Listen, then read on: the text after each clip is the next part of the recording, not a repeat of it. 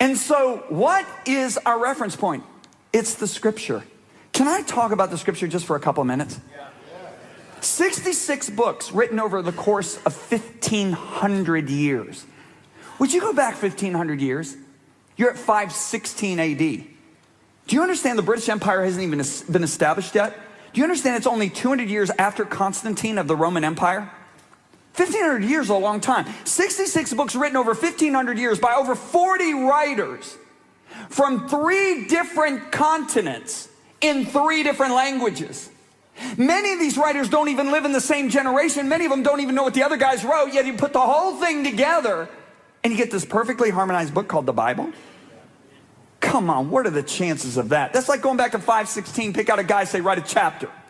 Then go to 616, 100 years later, pick out another guy, say, write a chapter. Then go to, to another continent in 716, pick out another guy, say, write a chapter. You do this with over 40 writers right up till 2016, and you tell me you got a book that makes any sense? But to even sweeten the deal more, if you look at the Old Testament, 39 books written over the course of 1,100 years, with the last book of the Old Testament written 400 years before Jesus was even born.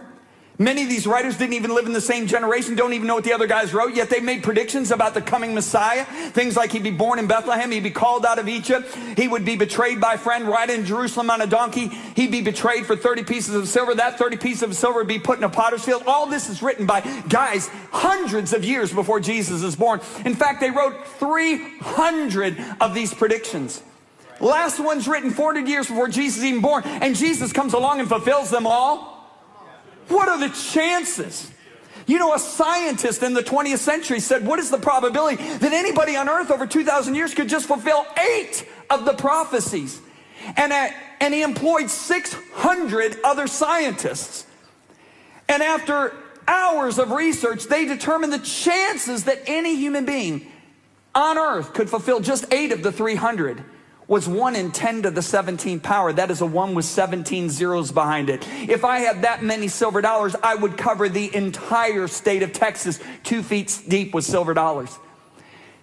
If you mark one of those silver dollars, blindfold a guy in Oklahoma and fly him over Texas, he gets down, blindfolded, picks up 1 silver dollar. The chance of picking up that 1 silver dollar is the chances that any human being on earth could have fulfilled just 8 of those prophecies. Yet Jesus not only fulfilled the 8, he fulfilled all 300.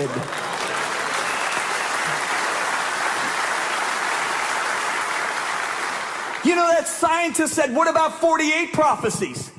And after hours of research, and by the way, the American National Scientific Council said that not only was his work accurate, he and his 600 scientists, but it was conservative.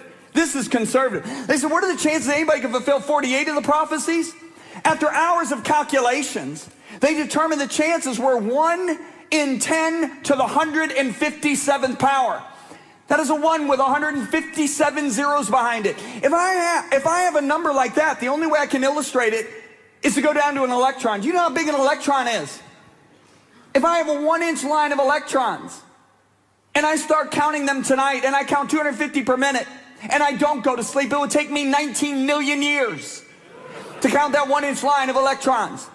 If I have 10 to the 157th electrons, I'd have to make a big ball of electrons, solid electrons. Do you know how big that sphere would be? As far as man has ever seen into space with the Hubble Space Telescope, 13 billion light years. Now blindfold a guy, put him in a space shuttle, send him into outer space. At any point in time, he can say stop. Then he gets out, still blindfolded. He picks 1 electron. The chance of picking our 1 marked electron is the chance that any human being over 2,000 years could have fulfilled 48 of those prophecies. Yet Jesus not only fulfilled 48, he fulfilled all 300.